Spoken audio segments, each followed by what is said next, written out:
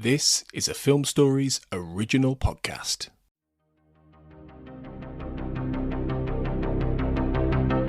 This is Writers on Film, the only podcast dedicated to books on cinema.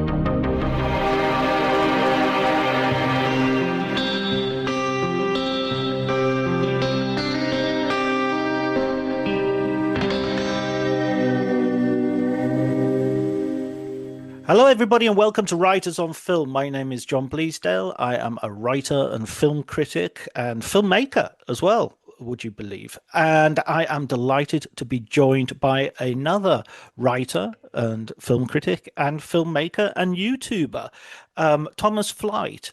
Thank you for joining me, Thomas. Thank you, John. It's glad to be. I'm glad to be here. You're the first. I think you're the first YouTuber I've had on the podcast, and I wanted to talk to you because I've been watching your essays. You do these long form essays. They're fascinating from lots of different angles. They're very in depth. But I wanted to talk to you specifically about two videos that I watched that I really sort of, I've had these ideas sort of bubbling around and they addressed these concerns, which one was to do with how the culture is shifting away from cinema, or cinema has no longer got this place that is so central in our culture. And the other one was specifically about how AI is affecting that, not only in terms of cinema, but in art generally. Now, these are really big topics, so it's not exactly. But so before we do that, could you just tell us a little bit about how you started with the YouTube channel and how you got into writing about film and film generally? Yeah, so I came into it from the filmmaking side.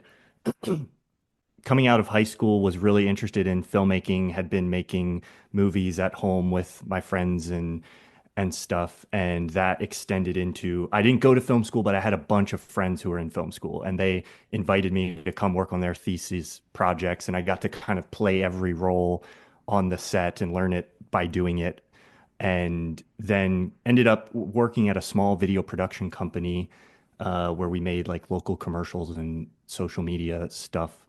And that was also a great experience where it was so few of us at the company that I got to learn every part of the process. I did everything, grip, cinematography, editing, produce, you just do it all.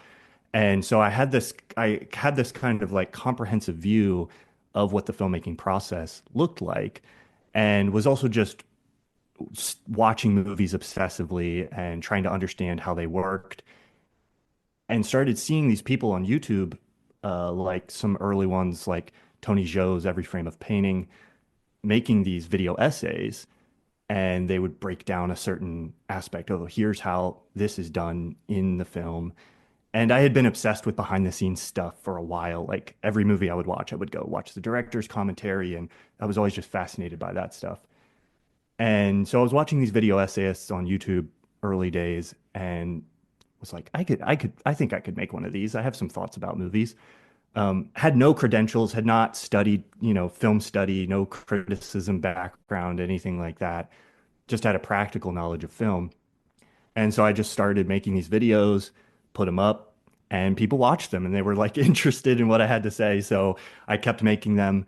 And I have been doing that for 7, 8 years at this point. So at some point, my work on YouTube just eclipsed everything else, and I was like, well, I guess this is my day job now. And so I kind of focused on that for a few years, and now I'm sort of entering back into filmmaking, getting back into some documentary filmmaking and that kind of thing. But I've always been self-taught with the filmmaking stuff, and now with more of my focus on media criticism, film criticism, just teaching myself as much as I can, studying as much as I can, and filling in all that background knowledge as best as I can, and doing my best to convey that through the work. That's what I love about your the way you treat your subjects as well, is there's a real sense that you're going into it with this sense of of curiosity more than anything else. There's a real sense of like, no, I'm gonna, look at these questions in a head-on manner rather than I already know that there are these five possible answers. I'm going to find them for myself. Yeah, and that's a reflection of, my process and also, how I want to present myself. I'm exploring these topics, especially with something as big as some of the topics we're going to talk about today. If it's, oh, how was this specific technique done on a film set? You can research that, you can find out how it was actually done. You can sort of know objectively certain things about the making of a film and present that information more objectively. But when you're talking about the relationship between art and AI, or the movement of monocultural mediums or something like that, it's much more of a nobody knows the definitive answer to these things. We can kind of put out theories, and I'm sort of trying to enter into that conversation and make my contribution to that conversation. But I don't have, none of us know right now what's happening with certain things. So my goal is not to like make the definitive statement, but just to put some thoughts out there and hopefully like help people have a perspective on what's happening, and being open to to other perspectives in that as well, or just like engaging in that conversation. That's yeah, and it's that conversation that we're gonna have today, and I feel like there's an element as well that you and I even are approaching this from a necessarily different angle simply because of an age difference in that we have our Right. baseline begins I my baseline begins in 1976, 77 in terms of the first time I went to the cinema, and your baseline would begin. When was the first time you went to the cinema? I don't know the exact date. I should look that up, but sometime in the 2000s. Right, So I was born in the 90s, but we didn't go to the movies much when I was a kid. right.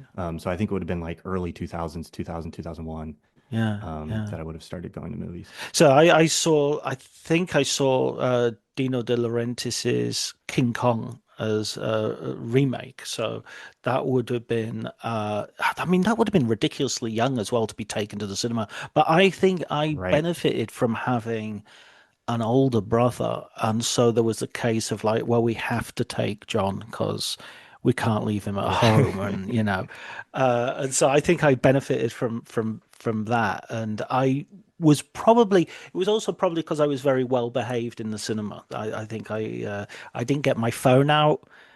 Because in those days, of course, it was a large Bakelite plastic phone with a wire that Yes.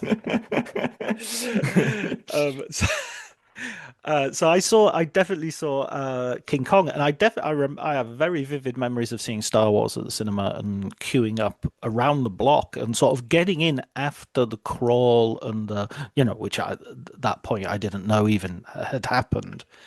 Um, I remember the film starting for me with Darth Vader sort of breaking through the corridor and the rebels all being killed, and being terrified of it. I mean, absolutely like what am I seeing? And enthralled and excited and all those things. So that was a very formative experience for me. So that to some degree that means that my experience was not only pre-digital, it was pre-VHS. These films were Yes. not Yes. available on video cassette because nobody had video cassettes in those days, except for the very rich. Video cassettes would come in about the mid 80s, early to mid 80s in my area. I mean, there might have been Right. existing elsewhere, and even on television.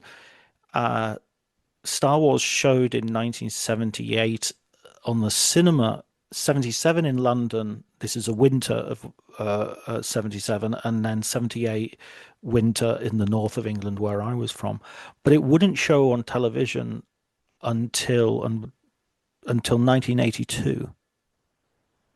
So a Yeah. Yeah. full 4 years after it had For shown. sure. Yeah. Um, so there was a scarcity as well. The cinema Right. was very special because you couldn't, that's the only place you could see these films.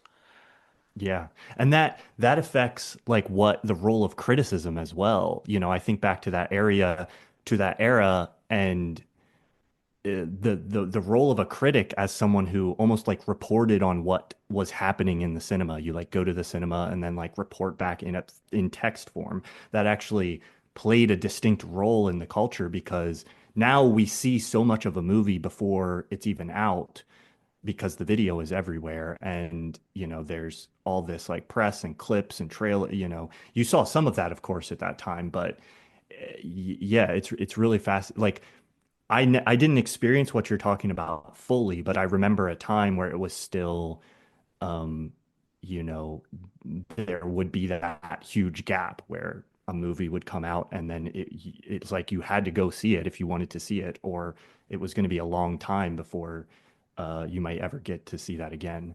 And even if you did see it, when you did watch it, that experience, you were going to have to, we played Star Wars for years before we Right. saw it again, and we had the action figures Yes. so we Yes. could Yeah. reenact it. So it lived in our heads. And, you'll know this as well, that, there'll be scenes that you thought you saw that you you didn't see, or the amount of time that the characters spend in the garbage compactor is is Right. relatively short, but in my childhood memory, they're in there for like weeks.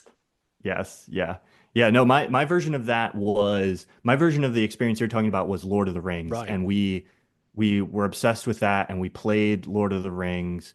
And then that was also part of what got me into filmmaking, because Lord of the Rings came with such an incredible, probably one of the best produced behind the scenes documents that's ever been made. And so that was the beginning of my awareness of, oh, there's this entire world that exists behind the film. And so my friends and I, we played Lord of the Rings, but then we also played making movies. Like, you know, that was kind of a product of being obsessed with those movies as well. Um, but yeah, it was definitely a different way of interacting with them as movies as pieces of media. And I think the another aspect of this, because we're talking about, you know, something being available on TV or VHS or whatever, TVs at that time were a different thing than what they are now. Now everybody has this like 50-inch, you know, or even if you're watching something, God forbid, you're watching a movie on your laptop, it's like you can watch it in 4K on a laptop with like headphones that are like high quality sound. That's a very different kind of experience. Still not a theatrical experience, but a very different kind of experience from popping in a VHS and watching SD and 4:3 on a tiny little TV. You know, it's um, the experience of the movies that you were getting at home was not cinematic in the same way that some of the home viewing experiences are now. Absolutely, pan and scan was all. I remember when there was a kind of trend just before DVDs came in of widescreen video cassettes. I remember Yes. like the Sergio Leone films. I think I've bought them 8 or 9 times because, as well as buying them on video, I bought them twice on video because I bought the widescreen versions as well.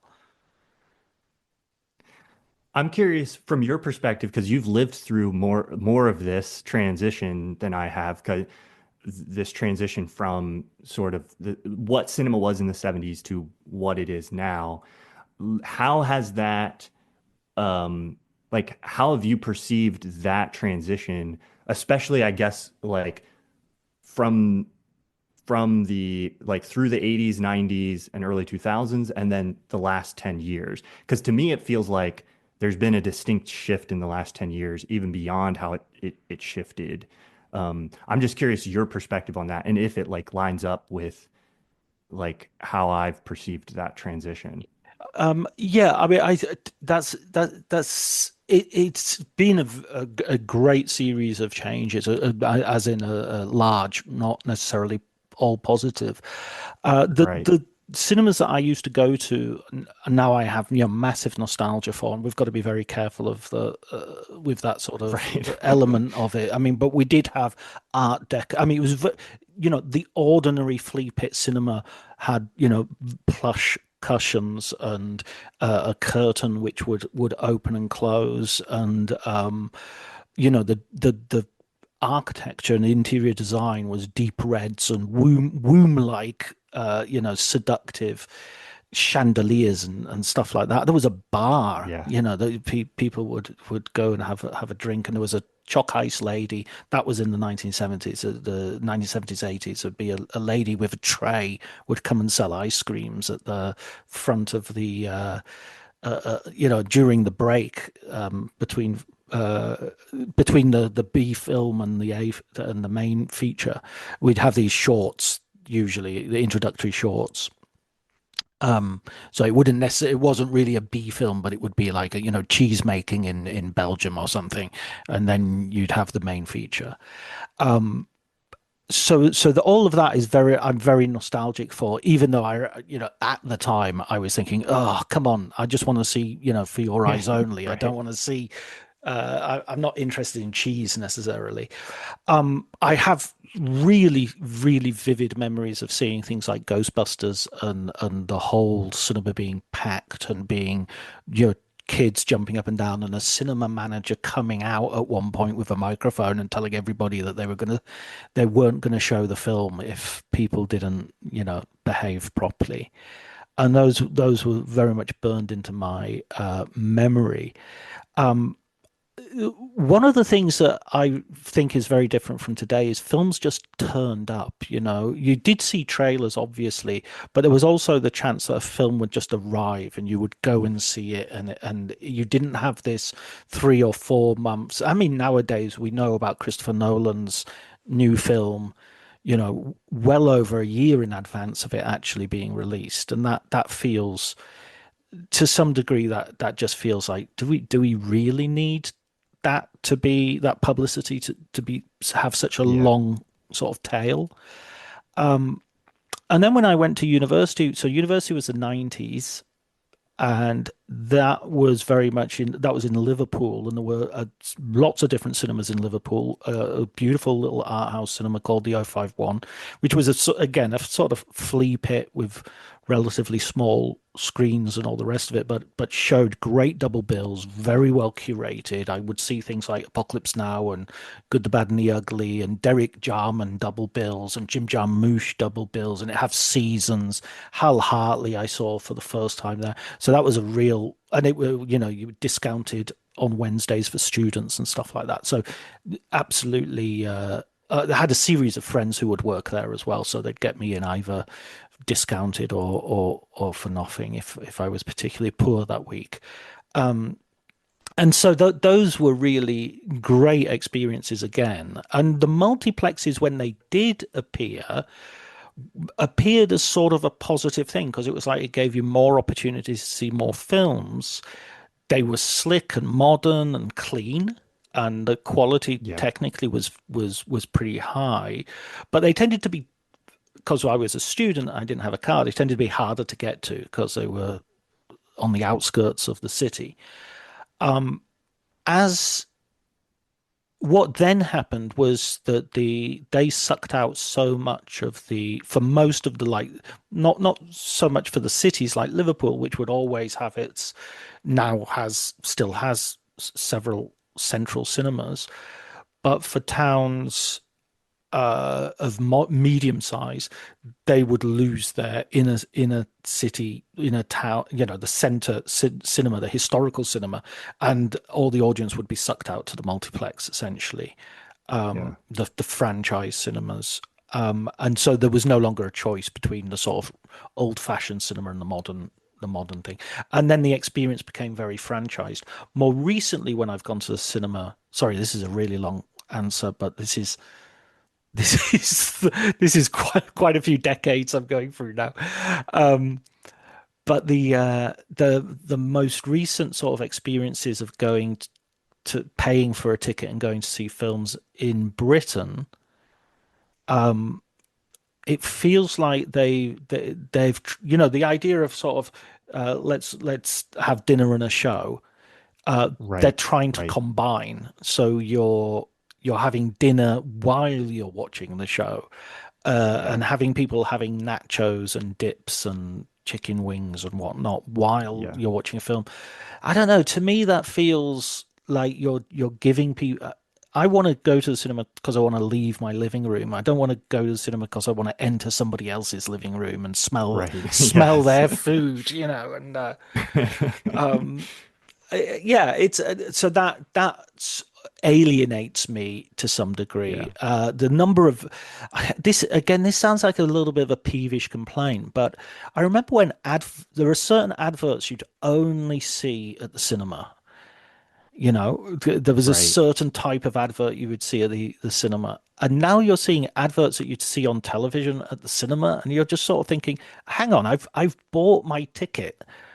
What Yeah. more, what more do I have to sit through in order? I bought a Yeah. relatively expensive ticket and now I'm watching an advert, for a mobile phone company that I see 5 times a day on television. So why am I, Yeah. you know, No, I have it timed down. If I'm going to one of the multiplexes where, it's assigned seating, I know to the minute how late I can show up so that I can walk in and just like see the last one or two trailers and the start of the film because I just hate sitting through, you know, 15 minutes of it, yeah, like you're saying, it's not even trailers, it's 15 minutes of like television commercials um before the trailers even start, a lot of times, which I don't love doing. how But do you feel about how it's changed? Because you must have noticed it's changed from, 2000 to now, the last yeah, I 25 mean, years. growing up as a kid, the multiplexes were kind of all I knew as a start, and a lot of that was just like living in a rural area. So, we had to drive to get to the closest theaters, which were a multiplex. Um, and those experiences were fun. I remember going and, staying up till midnight for a midnight release, and queuing in long lines to get in. Like that was a fun part of the experience for certain releases. But then also like as a teenager, just my friends and I would go to the theater and we didn't know what we were going to watch. We would Mm. just go and be like, "Oh, let's pick something at random off the board that looked interesting." So that was a certain part of the experience too that I don't know, maybe there's kids that still do that, but it feel like that experience rarely exists anymore. And there was already some of that kind of commercialization that we're talking about now, but I don't think the multiplexes weren't struggling as much as they are now, and and so it wasn't as heightened as it is. Um, and it was more social and communal still at that point where a lot of movies were packed out. We see that very rarely now. If you went on a Friday night, whatever movie you were going to would be relatively full. It Yeah. didn't matter what it was. Now it's like, if you go on a Friday night, it's only going to be full if it's a exceptionally popular film, at least where I am most of the time.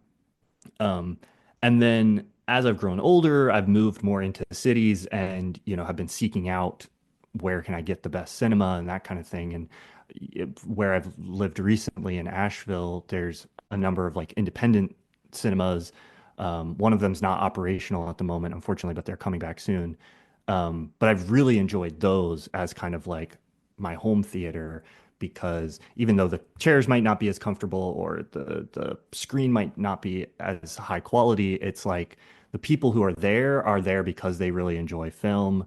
It would be a packed screening for Memoria, like or something like that, and and there would be a sense of community and uh, just like camaraderie around the films, and there's less of that, you know, 15 minutes of commercials or whatever before. Um, so I'm a big fan of that, but I understand like not everybody has access to those Mm. and they're kind of rare. Um, so um, I think, my hope is that those places can stay alive and we can sustain them further.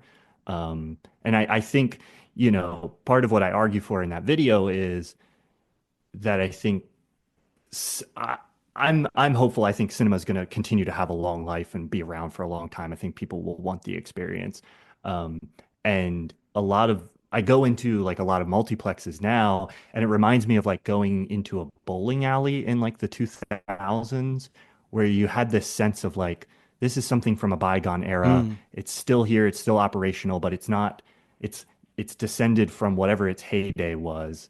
And um and I have that feeling in multiplexes, but then the flip side of that is going into certain indie theaters and it's packed and people are talking about the movie afterwards and there's this sense of community. And so I think that's there and people want that.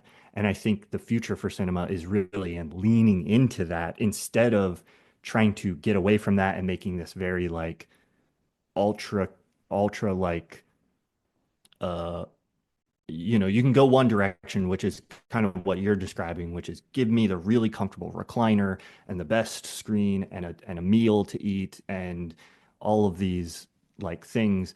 I like that sometimes. That can be nice, but but the thing that really differentiates the cinematic experience now from the experience you can get in your living room is more so the communal aspect of I want to get together with a group of people and we all watch an interesting film and then maybe we talk about it afterwards or even if you don't just getting to experience something with people um, can be a compelling experience on its own. And I think that kind of transcends having the best food and the comfiest chair and the nicest screen.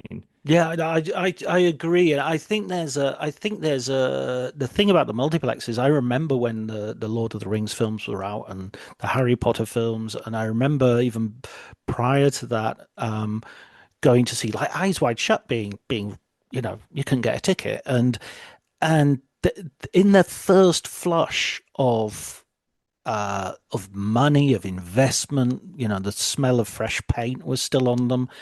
They, Yeah. they were the future. They were like colored lights and everything, and it was really, it was a shiny thing that everybody you wanted to go there. It was really making a very good argument for this is where I want to be on a Friday night. This is where I want to, Tarantino, Pulp Fiction. Everybody would turn up to go and see that sort of film, or, you know, um, and there were room for films like Kurt Russell's in Breakdown or something, and rooms for films that were sort of big movies, but not necessarily movies with in franchises or in massive movie stars. Someone like Kurt Russell, for instance, has never been a massive movie star. He's a lot of affection for him now, but he never broke through to that Bruce Willis, Arnold Schwarzenegger level. He was the guy that's why he made so many films with John Carpenter, because he was affordable, Yeah. um, including Elvis, which by the way is a really good Elvis biopic. I think his TV movie is superb.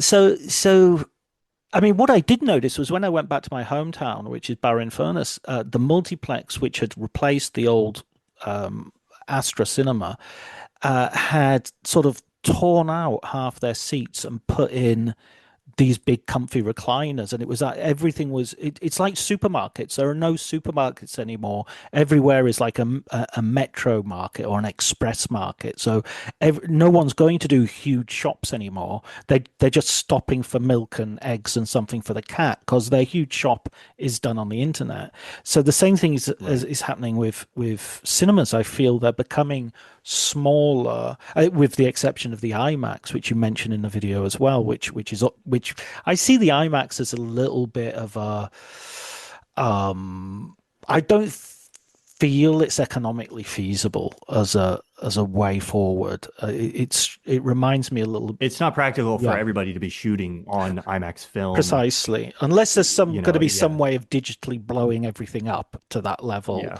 Yeah. I don't see how they're going to be doing it. And it reminds me a little bit of, there's a gargantuism to it that reminds me of, what's that Disneyland film with Michael Jackson that everybody goes and sees when they go to Disneyland? It's like Oh, yes. I know the one you're talking Detective about. Yeah. XO or something. And, Yeah. yeah, you go, oh, I'm on a what roller coaster. I feel like I'm really on a roller coaster, and I'm just sort of thinking, well, if I want to go on a roller coaster, go on a roller coaster. I wouldn't go to the cinema to feel like I'm on a roller coaster. Which I guess was Martin Scorsese's point when he was talking about Marvel movies. Yeah, yeah, So let's move on a little bit from the physical cinema, yeah, which I think is a really good point though, because people talk about the death of cinema, and I've always thought the death of cinema was a very French sort of way of thinking about anything. And it's much more significant to think about the death of a cinema because, physical cinema's dying. That, right. bricks and mortar and all the rest of it, that is irreplaceable parts of a community, and that is a real problem. I totally agree with you. Cinema is a way of looking at something. I don't see how that can die.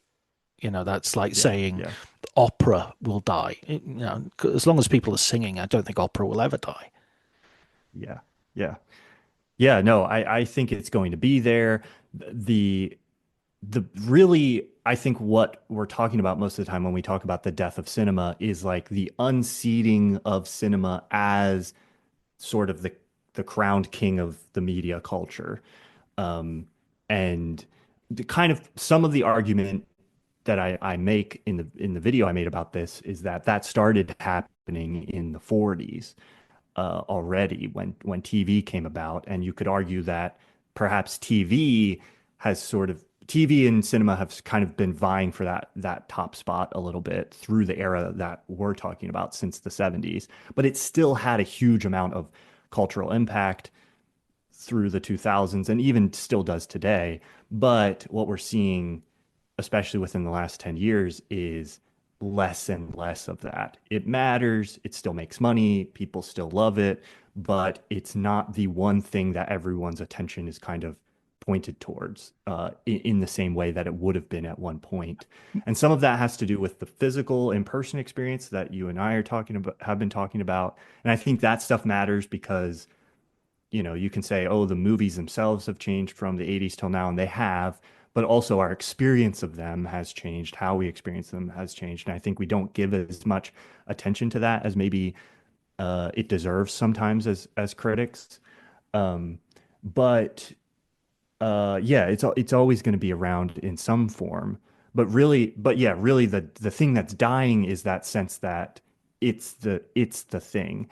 And that's the one where I'm like, okay, yeah, that has gone away, and I don't know that that's salvageable or that that's gonna come back. I mean, It's is it like, necessarily a bad thing? I mean, right, yeah, isn't culture always about, moving forward and going on to the next thing? And you can see that as fickle, and it's very dispiriting if you've devoted your life to something that right, yes, you've been used to it being the center. But if you're I last month I spent a week in Pordenone celebrating silent cinema, and there's a bunch of geeks and a bunch of academics and archivists and who, as far as they're concerned, cinema finished in 1925. right, right, yeah. But the great thing about the current era is that if that's what you are fascinated by, you have more access to that stuff now, and you can find the other people who are interested in that in a way that wouldn't have been possible in any prior era. So, I think in some regard, it's like, okay, if you're really into silent cinema or experimental, you're doing like, you're into what's his name? He's sitting on my shelf. I can't think of it right now. But if you're into just really avant-garde experimental film, in some ways you can think, oh, I've missed the boat. That ship has sailed, it's gone, it's a bygone era. But now you can find all these films that would have been impossible to find before. There's books, there's online groups about it. You can go to festivals and meetups, and those like niche cultures can still exist. Uh, and still do, I think, more than people give them credit for. A friend of mine here in Asheville shot an like avant-garde experimental film documentary about this flood that happened. His name's Tristan Turner, and he like this the flooding hit our area, and they went out, they shot on 16 millimeter film. They processed the film in like the water from the flood, and it's just, messed up grime and very abstract. And then they screened it at the public library here Mm. for like a group of like 40 people who all sat and very just like quietly watched this avant-garde film with like, a live score. And I was just amazed that, tiny little town here in Asheville, or I mean, small city, that kind of culture still exists in pockets, and there's people who will go and pay attention to it and watch it. And yeah, I don't think we should lose sight of that just because maybe we're not the thing that everyone is paying attention to the most anymore. There's still a lot of really interesting film culture happening if you know where to look and can find it. Yeah, absolutely. I totally agree. I mean, I think you hit the nail on the head there. I mean, you have the example that you use in the video of sort of people all coming out of The Exorcist, and The Exorcist being sort of number one news and everybody talking about it, and it's sort of, the water cooler conversation of the day, and think pieces and news articles, all the whole thing. And nowadays, with the exception of you know Barbie and Oppenheimer, we don't generally have that. Nobody's really talking about. Yeah, I've just written a piece on Sydney Sweeney, and it's just like there's so much news ink has been spilled, so many pixels have been occupied by talking about a jeans advert that she did, and nobody saw Reality, which was an amazing film and an amazing performance. And frankly, I don't care what her politics are. I mean, she's very likely. I very likely disagree with her politics fundamentally, but I disagreed with Errol Flynn's politics fundamentally. I mean, does that stop me Yeah. from watching Errol Flynn films? Yeah, if you've done a deep enough dive into cinema history, you have to have already come to terms with how do I feel about watching work from people who I disagree with, because it's like, well, good luck with like half of, film history. If you're going to write Exactly. pieces of media off on that regard. I think like in those instances, it's interesting that like the media culture and event that surrounds the films in some ways has almost become bigger than the Right. films itself. It's like Sydney Sweeney as a character on the internet, and like the culture of generating media about her is in some regards like bigger. I mean, not in some regards, is literally bigger than any given individual piece of media that she's in. And that existed in the past to some extent, but like in the past, if you had this huge megastar, it was like it was the movies that were making them the megastar. And then because they were in the movies, all this press is being generated about them. And that's sort of like a feedback loop that they use to market the films. Now it's like online, and what's happening on social media and all of these platforms is what's generating the stardom for new people. And then they use that to try to market the films. It's not necessary. I mean, to some extent, a film can still make someone a star, but like that balance, I think, has definitely shifted towards the the internet culture being the driving force in terms of like how we think about stardom. And in her case, I mean, it's had the detrimental effect because her latest film seems Yes. to have tanked. I'm not sure that the subject matter of the film itself is not necessarily. I mean, I wonder how this film would have got made, perhaps without her, you know, Right. in quotation marks, star power. The filmmaker David Michaud is someone I quite admire. I think he's made some good films in the past. Um, the story is very compelling and it really deserves to be told. It's a really interesting story, but it being surrounded by this morass of sort of controversy and toxicity and just this willingness to sort of play politics by proxy with celebrity seems to be the thing that is, instead of encouraging people to see it, is dragging it down. Uh, in my view, somewhat unfairly, because I think a lot of people worked on that film, and it deserves more of an area. If it is the case that people are not going to see it because of her, then that I think that's a real Right. pity, because it might that might Yeah. not be the case. Yeah, I'm not sure on that. It seems like a little too they happen so simultaneously, Right. her controversy and the release of that film, that I'd almost be surprised if it was being like quote unquote boycotted for that reason. It almost seems more like not miscasting, because I think like casting someone of her type for that role is a fair artistic choice, but maybe just like not positioning that film for, like, is that film something the public was open to at this moment? It seems like maybe not. Whether or not that's a fair assessment, I don't know. I haven't seen No, the no, film me yet, neither. but And I um, obviously there's a yeah, there's a problem with talking about something neither of us has seen. yeah, Um, yeah, but exactly. I mean, I'm just arguing, I guess, for a sort of open mind when it comes to. I mean, I'm not apolitical, and I believe in addressing politics as well as other considerations when you look at art. But in this case, sort of, it doesn't strike me as political. It strikes me as a gesture towards the political rather than the political itself, a simulacra of political action to just get a bit hissy about somebody on the internet because they're a celebrity you don't agree with. Anyway, let's move on from from Sydney Sweeney, who yeah, who we don't need to contribute to that debate too thoroughly. We haven't sorted anything out there. We haven't, as you said at the very beginning, we haven't given a definitive answer on that, I don't feel. Right. Um, but let's talk about so that centrality. If it does move on, we could say, well, that's fair enough. The Beatles are a better band because they broke up.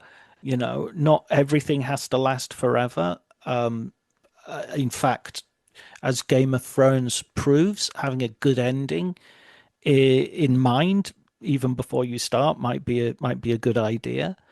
Um, so let's maybe that centrality of cinema. Let's perhaps take that off the table.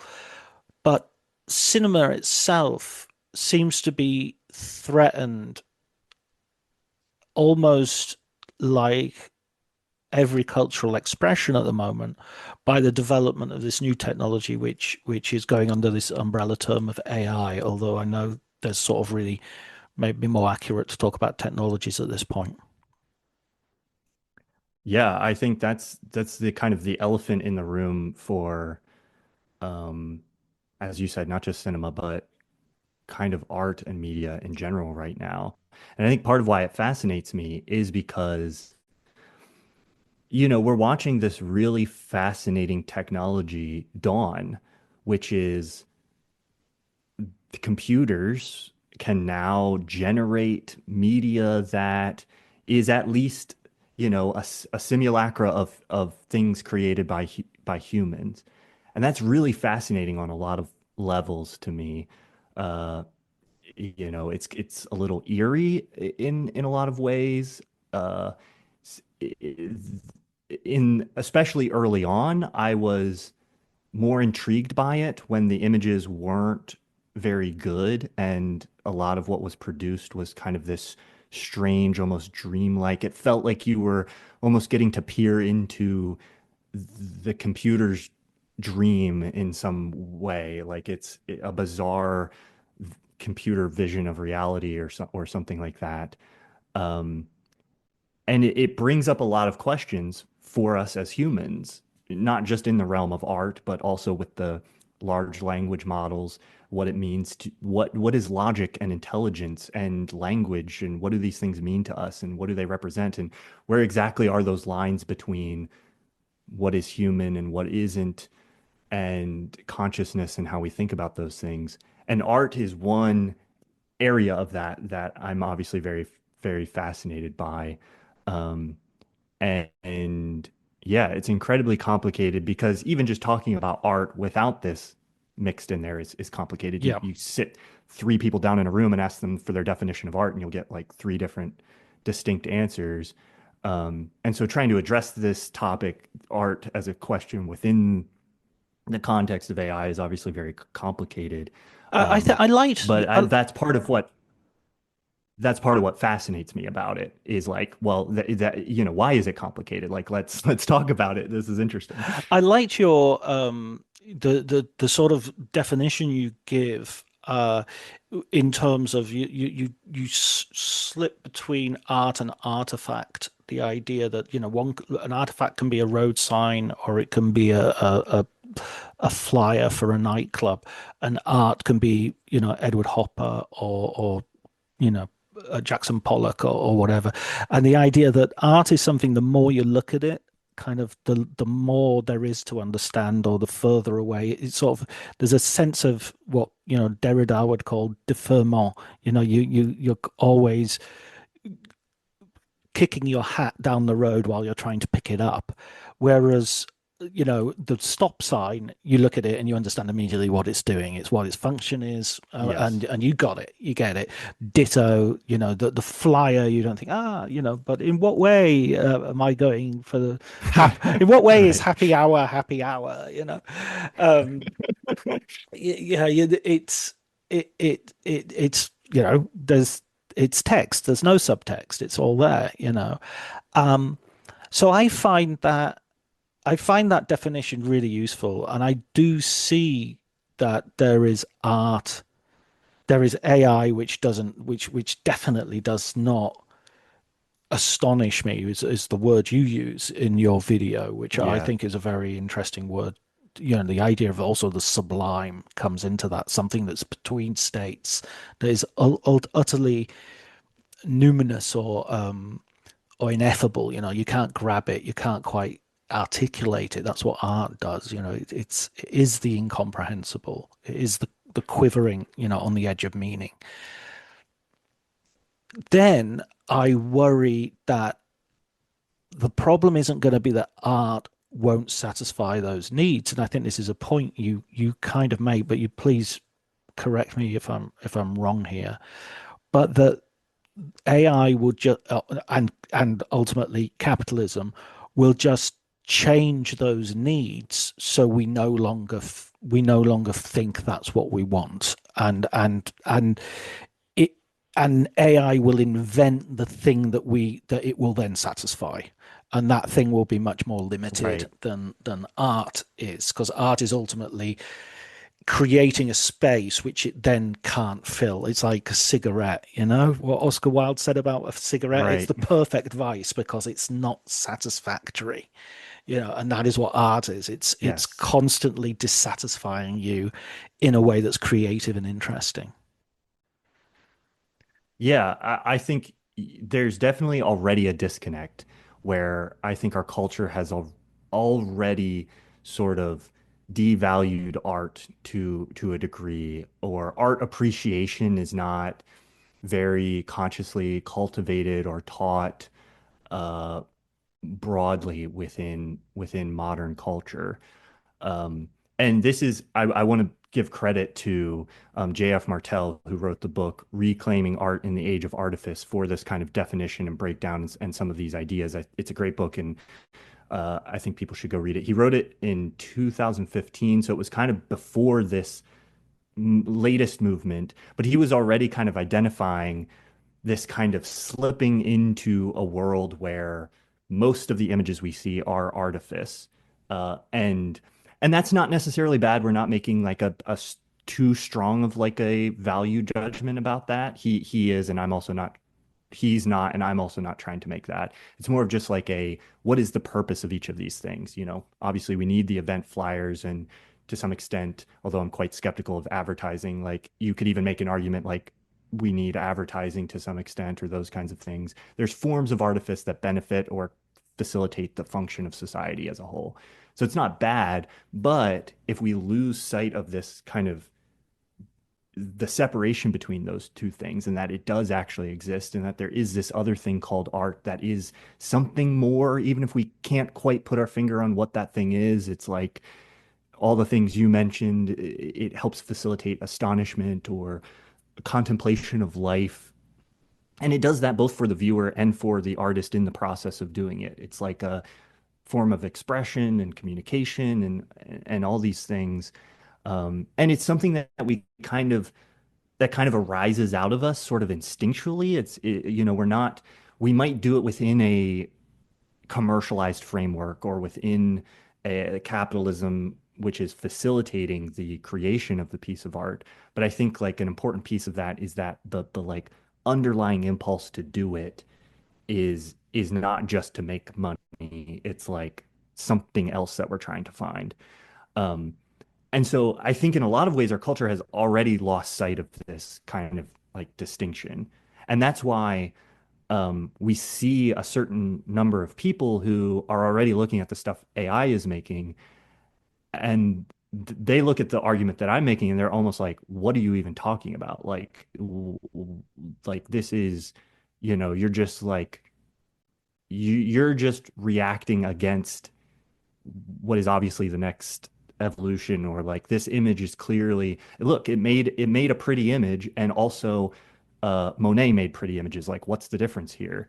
Um, and I'm like, that perspective to me only seems possible if you don't have a concept of art, that takes into account these more like uh ineffable qualities, or these almost spiritual reasons that we have for engaging with art as like a medium of expression. I mean, that is the thing that worries me, and the thing that makes me, and this might be old codger speak, so it could easily be something that I will be really happy to be proven wrong, and I really suspect I will be. I really suspect I will be. I just think that is my inner codger talking, but I worry that Ted Sarandos, the head of Netflix, said that the main competitor for Netflix was sleep. And I Yeah. think to some degree, the competitor for Netflix is also to some degree art, because if you're making programs, I mean, you made this point. I thought it was a really good point of the two screen TV show or series or whatever that is designed for you to watch it while you're on your phone, or while you're doing something Yeah. else. So it's kind of radio with pictures, or it's, you won't lose track of what's going on. And more importantly, if you put everything away, if you put your phone in phone jail the way I do when I'm watching a movie, and you sit down and you watch it with 100% of your attention, it's pointless, because that's not how it's supposed to be watched. It's like, I mean, I know if I went to see the cricket, or in America, if you go and see the baseball, there's very few spectators are glued to the field at all times, because that's just not culturally how you take in that experience. You're supposed to be looking around and chatting with your friends and looking for where the hot dog guy is and all the rest of it. And the same thing is going to be true of these Yeah. these you know so I mean, going back to cinema a little bit, when I hear of people saying, "Oh, we should open up cinemas to sort of tweet-alongs, and yeah, not only use your phone, but we'll encourage you to use your phone. We'll be part of the experience." There's a bit of me that's like, "Oh man, we've lost it completely, haven't we? This is Yeah. you're Yeah. making it impossible." And last point, and then I'll concede the space. Um, the food thing. Um, you don't eat in church. There are certain there are certain spaces where we go, we're doing this and nothing else. And I feel, yeah, except obviously the body of Christ if you're a Christian, specifically if you're a Catholic. um, That's the role of popcorn. well, yeah, well, yes, because that it sort of has a similar sort of quality of dissolving. Um, yeah, it just strikes me as like, you're not going to make this more popular by making it more ordinary. You know, its popularity Yes. depends on its extraordinariness because that's the thing that ranks it, that distinguishes it as unique amongst the things that we do. If going to the cinema on a Friday, Saturday, Sunday night is the same as doing everything else we do, then then why buy a ticket? You know, why spend that amount of money on it? And similarly, if TV is becoming like what you're watching on Instagram, why turn on the TV?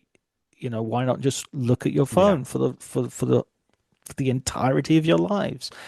That bit is scary to me. That's the moment Yeah. that I'm thinking our umwelt is being tightened to a very small circumference.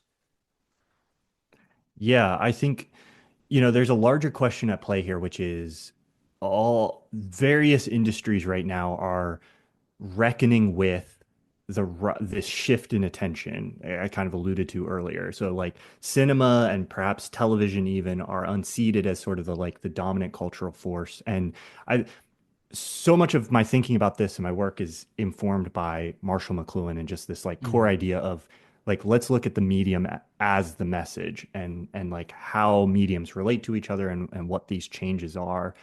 And so we have this shift that's happened over the last decade towards our attention going to our phone and towards that medium, and that becoming the dominant medium.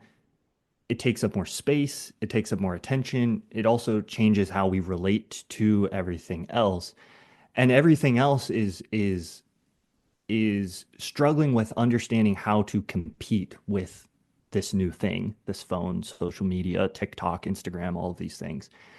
And they're a little bit like flailing about, for any answer to this question. They're like, oh, how do we how do we compete? How do we keep the attention that we have? Um, and and some of that is what we've talked about in the cinemas, make it more premium, go big, even bigger with IMAX. Some of these things work, some of them don't. But I think like the point I want to get across is I think the way to compete is to lean more into the things that separate it from what's on our phone and in our living room rather than becoming more similar to that. Because I think if you're trying to compete by becoming more of the same thing, you're going to lose that competition because that's where, the money that's behind this industry, the tech space is just insane. They have so many resources they can pour into these apps and designing these products and making them as attention grabbing as possible. And some companies like Netflix are trying to compete with that more directly by doing the same thing, pouring just a ton of money into it, making it as sort of like sticky as possible, but also like creating content that facilitates experiencing it while you're on your phone. And I've heard secondhand sources. I can't necessarily confirm all of this, but they have very specific guidelines for how, a scene cannot be more than 7 minutes in length or whatever, because that's when people lose attention, and all of these directives that Netflix has for how they produce their content. And they're trying to compete with this machine that's trying to gobble up everyone's attention. Um, and maybe in the long run, if you make some of those changes, maybe Netflix is wins, quote unquote, in the sense that they have more of the attention, more people put their time and energy into that. They have more subscribers, they make more money, but they're becoming this other thing in doing that. And we lose out on this experience that is cultivated in like a cinematic setting, um, that I think, is lovely and valuable and something we should retain. And not because it's like the greatest thing that was ever invented. I don't want to, slip into a kind of elitism where it's like cinema is the one true, media form or art form. But I'm just like, I also don't want to see us just let go of the parts of it that I like and are valuable because we don't have any regard for what makes it unique and what makes it interesting as an experience, and just say, oh, well, all of that can be discarded. We'll just become like TikTok, but you sit in a room with other people and watch TikTok on a screen, it's like, well, I already have TikTok on my phone. I want to keep this other thing that we call cinema and be able to experience that as well. And AI, the way AI relates to all of that is like, I think AI is another way, TV companies, streamers, they're all flailing about and they're like, ooh, here's this new shiny thing. Maybe we can use that to make our productions more cost effective or to make like whatever they're imagining they're going to use AI for. And in my mind, I'm like, no, that makes now you're trying to become the thing that you're competing with. You're going to lose that battle to the AI because anything you can build with AI, somebody will be able to build themselves with AI. So like the middle AI is cutting out the middleman. You just go directly to the AI to get the piece of entertainment that you want. So it doesn't make any sense to me for these entertainment companies to be going, oh, well, we'll use AI to make the entertainment because it's like the future that the AI companies are headed towards is one where you just generate the entertainment for yourself. So the only value that's left in the entertainment industry is by staying away from that and being like, no, we have this other thing that's like human crafted and, and so it's almost like giving into the very thing that will be like, that will just make you like everything else and lose your competitive edge, I think.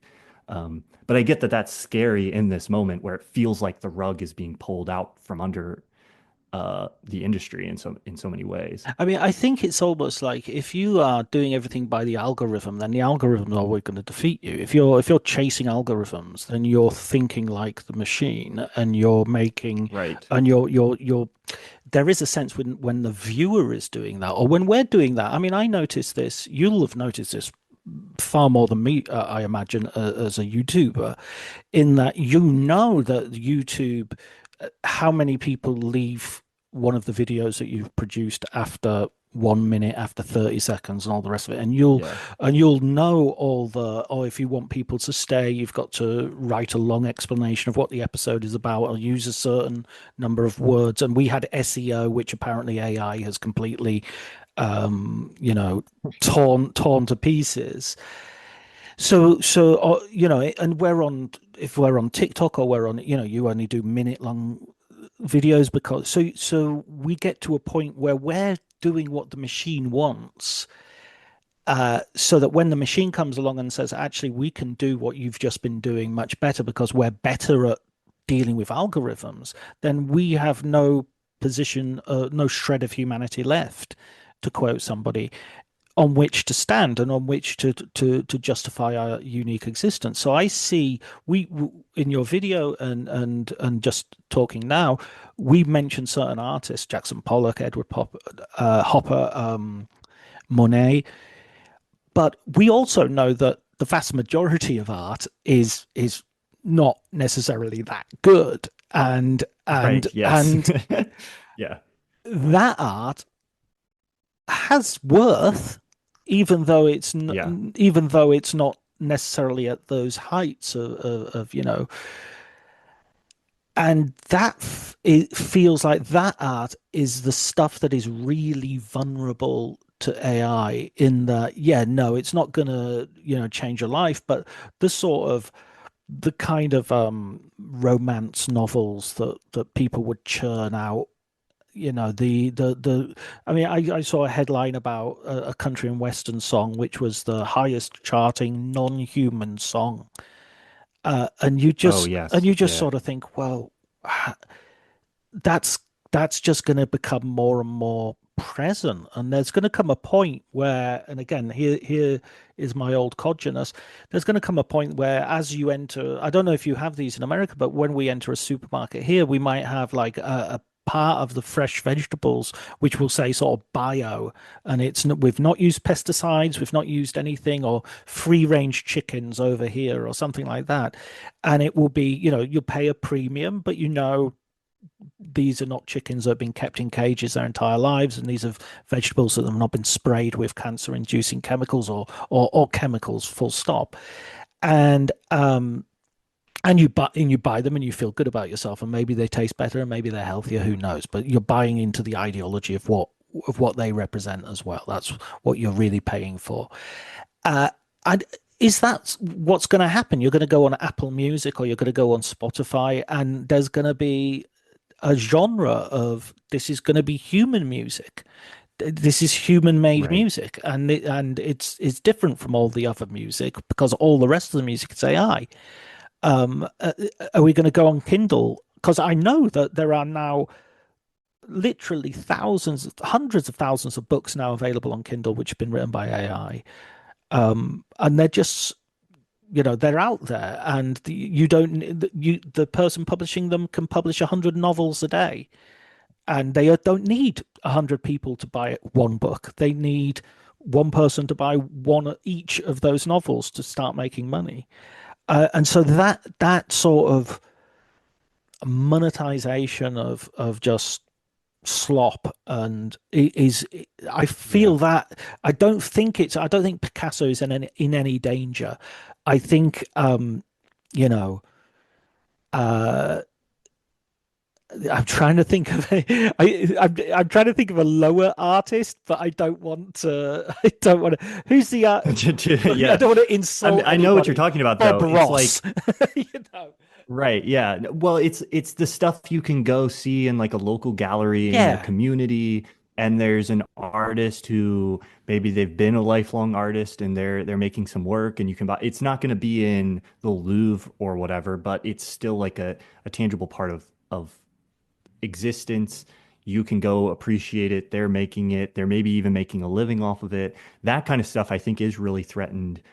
Um, and those artists maybe had a certain following they had built up on Instagram or something like that, and now they're suddenly competing with like, type in whatever image you want comes up and there's a devaluing in that. I think that's going to happen, and I think there's going to be that in a way is kind of just an acceleration of this just being flooded with um, every image imaginable was already kind of happening on Mm. on the internet.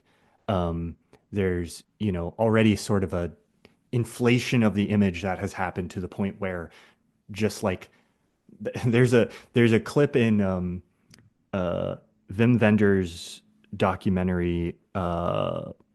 Is it a notebook on cities and clothes or I don't remember which one, but Werner Herzog shows up and they're in this tower at the top of Mm. Tokyo. They're looking out over it, and Herzog, in his typical like Herzog fashion, is like, "Oh, the image is dead. You would have to go to Mars to find like a um to find like a powerful image." Um which, is maybe a little hyperbolic, but like he was saying that in the 70s, just like looking at like, okay, the way modernity has created just like this artifice that surrounds us at all times makes it very difficult to be moved to have this like encounter with an individual image or piece of art that will like move us and usher us into whatever this space is that art can help facilitate. Um, But so could, AI is just like speeding that up. But I think my hope is, and then I'll let you sure, respond. sure. My hope is that there's a reaction to the online and the digital space being infiltrated by this stuff that brings us back into the real world in a way where we start to value you. Okay, I can see an infinite number of generated images on my phone. That makes me look at like a hand painted work of art that I could buy from an artist that lives in my city in a different way, because now that represents something that an image of a work of art on my phone doesn't represent anymore. Um, so I hope we see that, and I don't think like culture is gonna just like right itself, and then we're gonna end up with like art as the valued thing. But I hope there's this subculture that emerges in the midst of this, hopefully a strong and vibrant one, for the people who do value, really value this stuff and want to continue to like interact with it. Yeah, I have hope that will happen, or like I think it's something we need to intentionally try to create.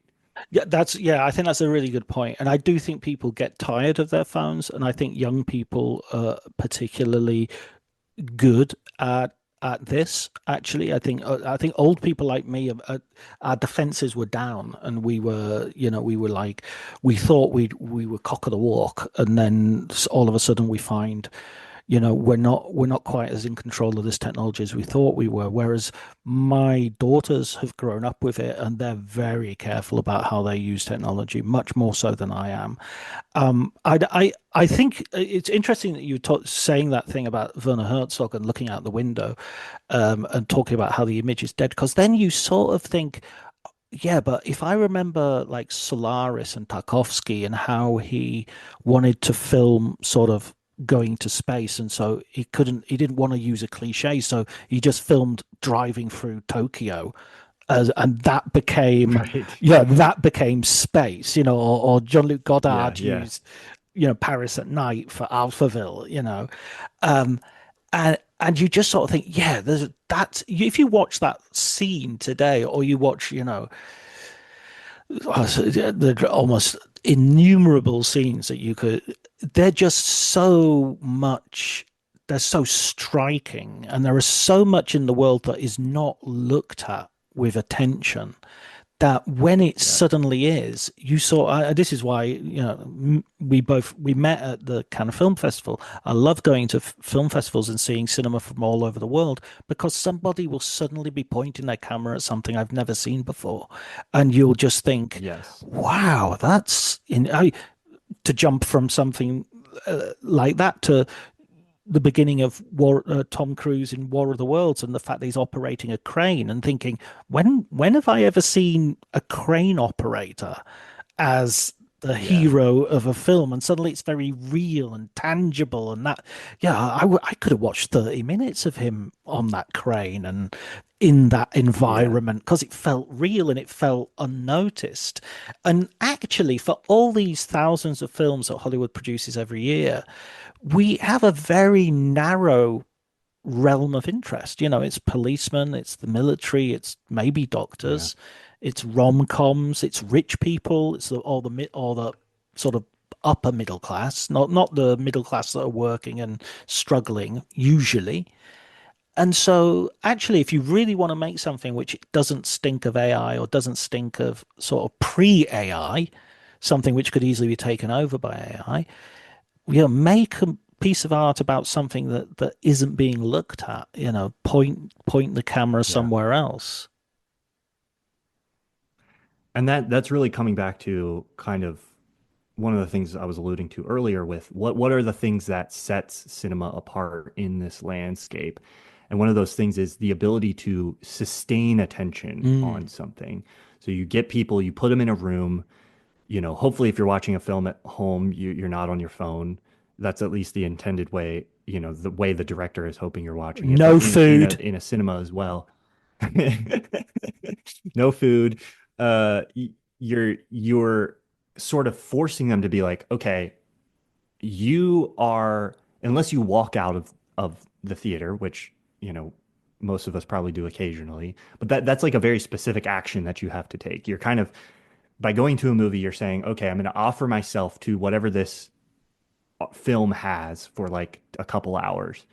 And then the filmmaker has the opportunity to not just say, look at this image, but like, let me sustain your attention on whatever this image is. And I think that's part of that power too. So like on our phone, we might be flipping through whatever platform and see, wow, there's a tornado, and then some disaster that's happening, and then a funny, someone's falling down, and then another thing. We might see these very like potent images in quick succession, and uh, and I think that's the sort of the death of image that Herzog is talking about, where it's just like there's so much variety that like the potency of any one single frame feels like it's It's all been reduced flattened out. incredibly. Yes. But then what does the social media not give you? It's like, okay, take that thing and pay attention to it. And then in the cinema you can go pay attention to it, and here's how it relates to a larger story and a life. And let me like use sound design and editing and performance to like bring not just like direct your attention towards that image, but then hopefully like bring you into that image and that space and have you kind of slip into it and forget that you're not there, that you're not a part of it. And I think those are all things that cinema does very well that our phones have a much harder time of invoking. Um, and so that's what we have to be conscious of is like um, how do you use that as a filmmaker and how do you do that in a compelling way and like give people something through that experience. But to say one other thing, I love that you also brought up like world cinema and seeing these things from around the world because that was something that struck me at Cannes this year specifically is like so much of this conversation about oh Hollywood is dying or what's happening to movies, you know, it's very like centered on US and British cinema to a certain extent in those industries and like how they have been the dominant cultural force in cinema. And when I look at like the landscape of global cinema, I don't have this sensation of we're losing something because it's so vibrant and alive like around the globe, and you can see really beautiful, interesting stuff. People are still experimenting with form. And I think there's kind of a myopic view on the current era from a lot of like English speakers, where I think like in the longer span of film history in another like, you know, 30 or 40 years, when we look back on this era, you know, we'll see all this incredible filmmaking that was happening. And we'll be like, oh, yes, you know, the big Hollywood stuff that was maybe not as good as it once was, and that era was sort of like dying out, perhaps, or whatever. But look at all this other incredible stuff that was happening at that time. Um, and yeah, I'm very hopeful for cinema in that sense. I think there's fascinating stuff happening everywhere. Absolutely. I think that's a great point, and I think that's a great place for us to sort of wrap up our conversation because it is important to sort of look through both ends of the telescope and microscope. You've got to, you know, and sort Yeah. of yeah. There's a that is that is why the ecosystem of festivals can be really really important, and why some streaming services will help us to see things which are beyond our horizons, and in doing so also inspire us because you know why was American cinema so great in the 1970s because everybody was watching French cinema in the 1960s. You Yes. know, and why was Yeah. Yeah. French cinema so great in the 1960s because they were all watching American cinema that they hadn't been you know, in the 1950s that they hadn't been able to see during the war. And so they were having all these classics Yeah. from the 30s and 40s, you know, being released every single day. There was a new film in Paris, you know. So hopefully we will have still some way to go before cinema, you know, creaks to an end. But even when it does, I think the language of cinema will continue no matter whatever the next art form, if it's gaming or if it's something else. It, you know, we already see it in gaming today. The language of gaming is Yeah. first and foremost cinematic, you know. Um, Wonderful, Thomas. I really enjoyed that chat. I will put a link to your YouTube channel, which is simply called Thomas Flight, on the on in the show notes. And I think you have a Substack as well, right? Yes, you can find my Substack at seeingthroughfilm.com. Um, yeah, and I haven't been doing a great job of writing there this year, but I'm hoping to write more there in 2026. Yeah, So yeah, I'm never that sure usually never sure about Substack. I've kind of like there's a bit of me feels like I'm giving it away for free, and I should have, you know, I don't like to charge people because why would you? yeah, Because if I charge people, then I'll have to write like a minimum of 4 or 5 right. pieces or something. It's Yeah. yeah, it's not yeah, I don't like the model. I'm not sure about it, but yeah, but It's your work is good. That's worth looking at definitely. Yeah, it's almost all free there. I ha Mm. people can pay if they want to, but that's more of like a voluntary, like if you want to support the work. Almost all of the stuff I publish there is like available for free. It's mostly like sometimes I have an idea And I'm like, this is something I want to write about, but it's a little too esoteric for like the YouTube algorithm to get any kind of traction. So off to the Substack it goes. So maybe I could figure out a better place to put those things. But for now, that's the bin for all my worst ideas or best ideas, depending on what perspective you're coming from. Absolutely. And sometimes I put something on Substack and it sort of goes, it really gets a readership, and I think, God damn it, I should have pitched that somewhere else. I could have earned some money off that. Brilliant, Thomas. Thank you so much for joining me. I've really enjoyed our conversation. Always great to chat, John. I appreciate it.